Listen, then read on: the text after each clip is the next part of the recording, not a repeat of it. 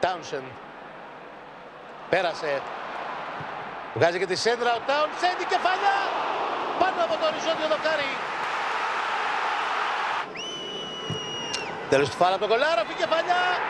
Ο Kun Aguero πετυχαίνει ένα ιστορικό γκολ, το 100ο του στην Barclays Premier League. Ένας πολύ σπουδαίος επιθετικός που δεν του αξίζει να πετυχαίνει το 100ο του γκολ από θέση offside. Μπεμπά. Χωρίς πίεση, λάθος από τον Λασέλς. De Bruyne. Έξω. Πολύ ωραίο το κλέψιμο του Σοκό. Ξεχύνεται στην αντεπίθεση του Σοκό. Τους πέρασε όλους ασταματημένους και κάνει ένα πολύ κακό πλασέ πάνω στην αγκαλιά του Τζοχάν. Κάνει κίνηση απέναντι και ανεβαίνει ο Ανίτα και παίρνει μπάλα. Το κοντρόλ του Ανίτα. Μπαίνει μες στην περιοχή ο Ανίτα, κάνει και το πλασέ. Το κάνει και μέσα.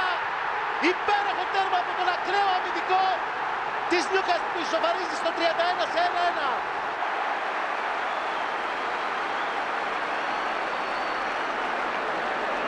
Θα ξαναδούμε τη φάση που ζήτησε πέναλτι. Δεν την ξαναδούμε γιατί η City αγγίζει το 1-2, αλλά ο Ντάρλοου δεν επιτρέπει στον Χεσούς Νάβας να σκοράρει για πρώτη φορά μετά από σχεδόν 2 χρόνια στο πρωτάθλημα. Ο Νάβας βρέθηκε μέσα στη μεγάλη περιοχή, έκανε το τελείωμα. Είναι πολύ δύσκολη και σπουδαία η επέμβαση του De Bruyne. Αν η μπάλα δεν περάσει από τα πόδια του De Bruyne, το transition της City δεν λειτουργεί σωστά. Ο Νάβας, ο Αγκουέρο, ο Ντάρλοου έστω και με διπλή προσπάθεια τα κατάφερε. Ο Αγκουέρο ψάχνει τις επιλογές του. Παίζει με τον De Bruyne, ο οποίος δοκιμάζει το σουτ. Ο Ντάρλοου κάνει επέμβαση.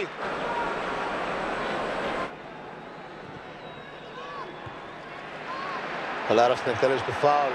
Έδιωξε ο Λασέλς, ο Μπονί παίρνει την κεφαλιά και χρειάζεται να κάνει επέμβαση ο Ντάρλοου. Ο Πέρεθ που είχε καιρό να φανεί. Κάνει για πάσα, ο Λάρος κάνει λάθος.